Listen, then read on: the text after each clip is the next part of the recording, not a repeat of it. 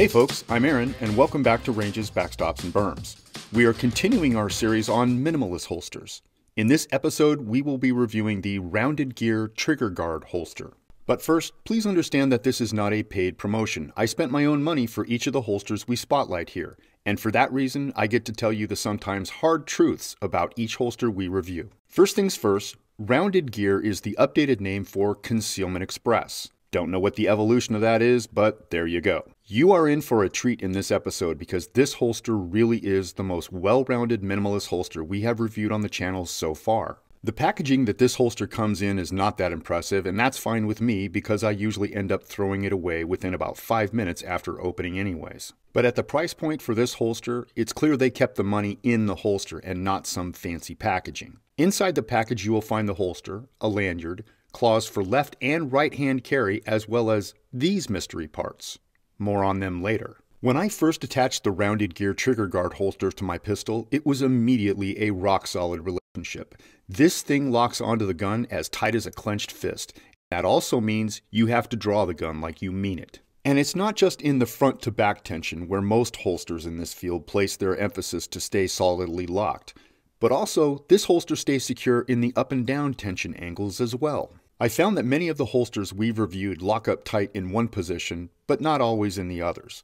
The result can be that while wearing the holster, the twisting and turning under more strenuous movement can cause some holsters to loosen up and start to slide away from the gun. The Rounded Gear holster can be used as a straight trigger guard holster, a full-blown minimalist, or with included accessories, a serious pocket holster. If you are using an aftermarket magazine release, some slight holster filing may be required, or consider just going back to using the stock magazine release. The belt clip is adjustable for both height and cant. On top of that, this clip is 3 mm thick, making it the sturdiest thermoplastic clip we've reviewed so far. In addition, the claw that comes with this holster is not ambidextrous, so they send you both left and right. That is a nice touch. The most interesting feature of the Rounded Gear Trigger Guard holster is the addition of the pocket carry attachment at no additional cost. For minimalist holster systems, I think it can be said without hyperbole that the inclusion of components in the package to convert this into a pocket holster is a game changer. Since my review was using a holster fitted for the Glock 43X MOS, I conducted my testing with that setup.